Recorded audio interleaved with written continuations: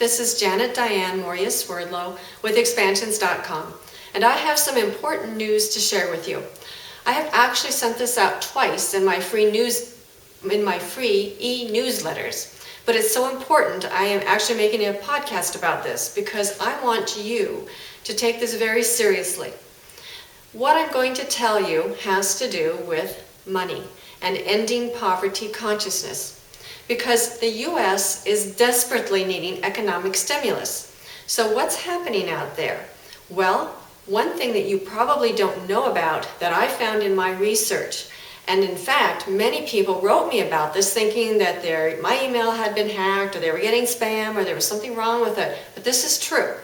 So I want you to pay close attention, and I also want you to pass this podcast around to your friends and family, because this can definitely affect their pocketbook. I'm going to read this little bit of article I found because I think it's very fascinating and I think it's extremely timely for most people. The article says every U.S. state, District of Columbia, Puerto Rico, the U.S. Virgin Islands, as well as Quebec, British Columbia, and Alberta in Canada have unclaimed property programs that actively finds owners of lost and forgotten assets. Now, interestingly enough, unclaimed property has been around since the 1940s. However, most people are not aware of that. Believe it or not, there is approximately $33 billion safeguarded by state treasurers and other agencies for 117 million accounts. This means that you have a good chance of having your name on these property lists. Now, claims can even be made for your parents, your grandparents, your siblings, any kind of relative that you can prove a relation to if they are no longer living. Now, when I first sent this out with the websites where you can go, again, people kept writing back, is this a scam? Is this a fraud? Do you know what you're talking about? Well, what you can do is you can go to your state under U.S. Treasury and you look up unclaimed property, and from there you look up your name and any name you have used, maiden names, nicknames, married names, and in every single state where you have lived. Also look up the names of your relatives and any names that they have used in any place where they have lived. Because if each and every one of you will do this, and you will find unclaimed funds under your name, and you claim that and you bring it into your household, and then you have more money to spend and we will stimulate the economy. Now, they're not telling you about this. They're not hiding it from you, but they're not actively promoting and telling you to go look for your property. This unclaimed property means money that's left over from bank accounts. It can be utility deposits, rental deposits, insurance deposits, insurance claims is another one that I found a lot. Some states will say under $50, some states will say over $100, those kind of things. Some states will tell you how much they are. I found one from my grandfather that was $10. So, $10 here, $25 there, and so forth, it adds up. I want to read you from our website, from our forum, expansions.com/forums, some experiences that some people have had with the unclaimed property websites. One person writes, wow, thanks for this, Janet. I found $189.13 from my mother. I am ending my poverty consciousness. I am putting it out there that it takes money to make money. Money is energy, keep it flowing. Another person wrote, my husband and I have found our names on the list.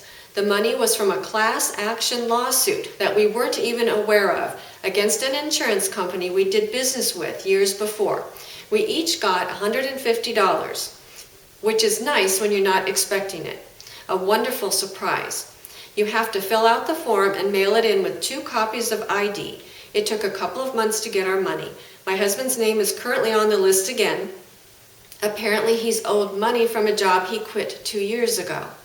So, like I said, you never really know where it's going to come from, but it's there. And finally, Janet, pretty cool. I got $25. I just mailed the claim forms in. Thank you very much. And lastly, I had a woman who wrote in, did not put her information on the forums unless she has since done that, that told me she had gotten over $600. So again, 117 million accounts are out there. I want you to go to expansions.com/forums. Look up my newsletters. There are two of them. One is Ending Poverty Consciousness. The second one is called Economic Stimulus. And in those free e-newsletters, you will find the websites where you can go directly to see if your names or the names of your friends, family, relatives are on there. Tell your friends, spread this podcast around, expansions.com/forums, the e-newsletters, Ending Poverty Consciousness, Economic Stimulus. Together we can make a difference in the U.S. economy and elsewhere if you know where to look. Again, they're not hiding this from you, but they're not telling you. So I'm telling you, I want you to go there and I want you to claim what is rightfully yours, because money is energy. This means that somebody is holding your energy and you need to get that back. Reclaim your personal power, who and what you are. Thank you for joining me. Oh, and let me know your experiences, please. Write on my form if you find your name, how much you're owed, when you get it back, and how easy the process was, because this is going to encourage other people to do the same. The free e-newsletters are up there on the forums, and as people are searching, they're going to find it and they're going to know this is not a fraud, this is not a scam, this is real. Janet, Diane Mourglia Swerdlow, expansions.com. Thank you. Okay, Natasha, can you speak? Speak. Speak. Speak. Speak. Good girl. Okay. Elkie, speak. Good girl. Buddy, sit. Sit, buddy. Buddy, sit. Sit. Sit. Good boy. Buddy doesn't speak. All right. One more for you. Can you speak? Good girl. Okay, that's Elkie, Buddy, and of course Natasha ran off with hers right away. Hi, this is Janet Diane Mourglia Swerdlow, and we are enjoying apples here in the Swerdlow household today. So we saw the animals. Now I need to wash my hands just a second here. Don't want any animal stuff in our food. Today we are making applesauce, homemade applesauce, because I want you to know this is apple season here in Michigan, as well as in a lot of other places in the U.S. right now. And when you have apples, there are a lot of fun things that you can do, and applesauce is one I think that is kind of an overlooked way of preparing apples that people just don't use very commonly these days. And it's so easy to make. I want you to know how easy it is so you can do that for yourself. So I already started it, but what I did, very easy. These are Pink Lady apples that I got, and they're a little soft, and I like to eat my apples crispy. So I'm going to show you an easy way to do it. Now I just quarter mine, and if you're going to eat it right from the pan, you can take out the core. If you're going to run it through a food mill, which is the way I like to do it, you can leave these in, but I'm going to take this out for now so you can see how to do it. And you can mix flavors of any kind of apples. I've already got mine started because I didn't want you to have to wait while I was cooking it. I threw in a Granny Smith to make it a little tart. These are organic, of course. So let's look over here in my cooking pot to see what's happening. I turn my heat down. Here we go. Now, I just put a few in here because I don't want to take up all your time as I'm running it through the mill. But you can see, all I did was I put in my quartered apples. I put in just maybe a quarter cup of water, not even, because the apples are very juicy and they really don't need any, but you don't want it to burn at the bottom of your pan. So I just put a little in, and I left this cook for about 15 minutes, and you can see how nice and soft it is. Now it's got texture, it has the peel, it's organic, so you can eat it right out of the pot exactly as it is. And if you like things a little chunkier, you can add a little cinnamon, which is the way I like to eat it. Just add your little cinnamon in, and you're done. You have beautiful applesauce. Now, if you don't like the chunky texture, which some people do not, and if you have what I call a food mill, you can look it up online. This is called a Foley food mill, and I want to put it together for you because it's so easy to do.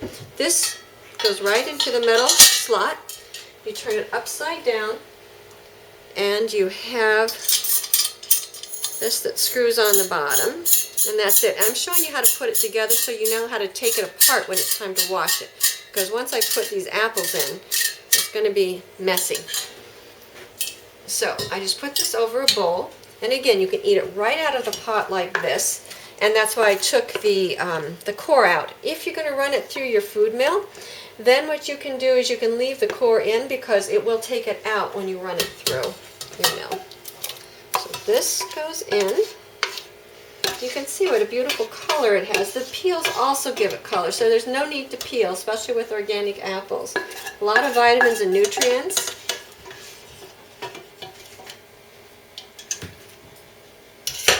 And all you have to do is run it through, and that will take out all your lumps. And if you have left any core,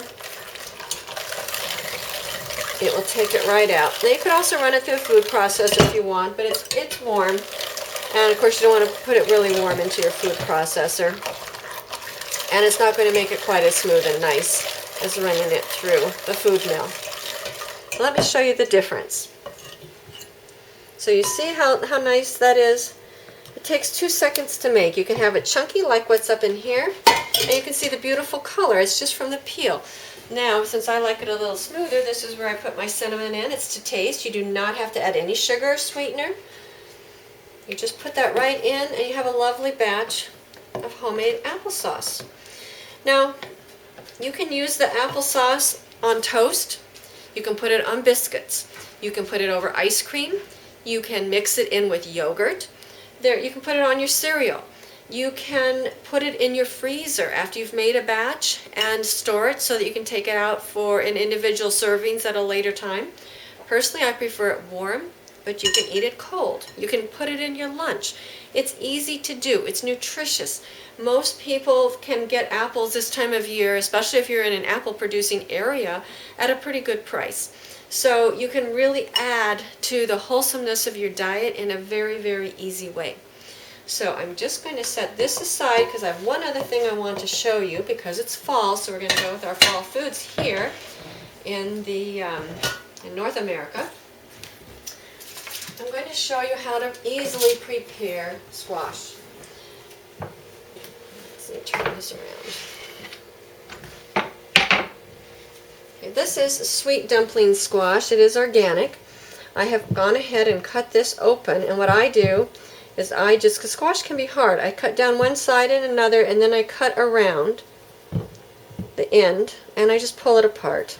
So that makes it a really easy way to do it. Scoop out your seeds.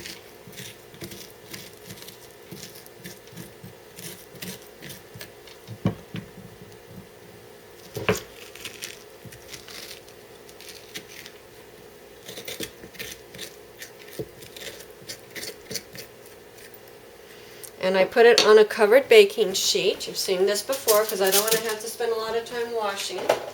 And then I take some water and I fill in the cavity. This helps steam it while it's baking in the oven. It helps the flesh become nice and soft and moist. And you can just put this in your oven just like this. You can bake it around 425 to 450, somewhere in there, a little higher heat. And then when it comes out, if the water's not evaporated, you'll just dump it out. And again, I like it with some butter, a little cinnamon, and maybe even a little stevia. If you don't like the texture of your squash, you can peel the squash, take or scoop it out. You can put that in your Foley mill, and you can run that through, and that will also give you a very nice texture. And once you've done that, then you can add in a little butter, a little cinnamon if you like it on the sweeter side, which is the way I like it, and even a little stevia if you think it needs a little bit of evening out, not very much. But it's an easy way to fix squash. It's a beautiful accompaniment to your dinners. And again, it freezes easily once it's prepared. You cannot freeze them whole and raw. You're going to be disappointed with the quality and texture. But after you've cooked it, you can cook it whole in the half shell, or again, you can empty it out, run it through your Foley mill, and have a nice, smooth, wonderful addition to your dinner. Very healthy for you and easy, full of vitamin A. The one thing I want to mention too with apples, that helps pull things out of your body. It helps detox the liver. It helps pull. It pulls. And that will help move it through because it's a very nice fiber that also works well on your system. So anyway, that's what I have to share with you. Easy and simple, some fall tips to make life easier, your meals easier, and enjoyable, wholesome, nutritious. Remember, what goes into your body is reflective of what you're putting in your mind. So wholesome, nutritious food, wholesome, nutritious thoughts. Take care of yourself, take care of your body, and most of all, enjoy the process. Thank you for joining me. This is Diane Mourglia Swerdlow, expansions.com.